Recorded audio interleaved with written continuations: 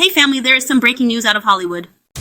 It looks like, with all the public outrage about Jimmy Kimmel being yanked off the air, the financial impact to Disney affiliates, with people canceling Disney subscriptions, visits to Disneyland, and stock falling, Jimmy Kimmel's show will be returning to the air tomorrow night.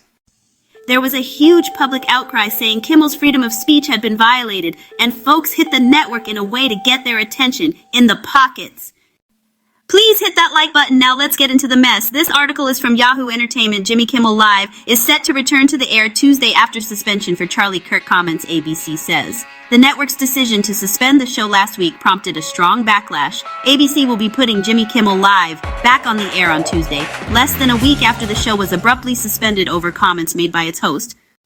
So, the network announced last Wednesday that the popular late-night show would be suspended indefinitely in response to Kimmel's comments about the political response to conservative activist Charlie Kirk's death. Last Wednesday, we made the decision to suspend production on the show to avoid further inflaming a tense situation at an emotional moment for our country, the Walt Disney Company, which owns ABC, said in a statement on Monday. It is a decision we made because we felt some of the comments were ill-timed and thus insensitive. We have spent the last days having thoughtful conversations with Jimmy, and after those conversations, we reached the decision to return the show on Tuesday. During his monologue on September 15th, Kimmel said that President Trump's supporters were trying to score political points by portraying Kirk's accused killer, 22-year-old Tyler Robinson, as a left-wing radical, and suggested that Robinson was one of them. His comments prompted Nexstar, which owns hundreds of TV stations across the country, to say it would preempt Kimmel's show on all of its affiliates. Disney responded by pausing production on the show. The chairman of the Federal Communications Commission, Brendan Carr, had threatened to take action against Kimmel for his comments earlier that day. "Look, we can do this the easy way or the hard way," he said during a conversation with conservative podcaster Benny Johnson.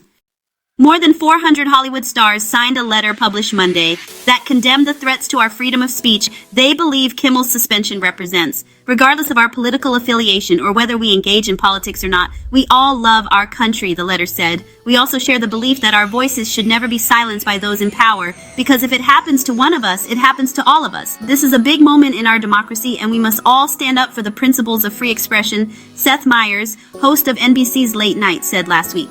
There's a reason free speech is in the very First Amendment. It stands above all others.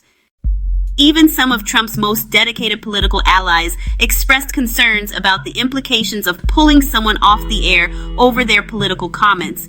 I think it is unbelievably dangerous for government to put itself in the position of saying, we're going to decide what speech we like and what we don't, and we're going to threaten to take you off air if we don't like what you're saying, Republican Senator Ted Cruz said on his podcast on Friday.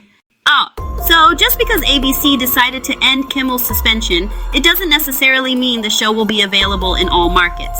Nexstar, for example, could totally stick to its vow not to air it. Sinclair Inc., which is actually the largest owner of ABC affiliates in the country, could do the same thing. Just last week, Sinclair released a statement saying it wouldn't broadcast the show until, quote, appropriate steps had been completed. That includes a demand that Kimmel make a direct apology to Kirk's family and also make a sizable donation to Kirk's organization, Turning Point USA.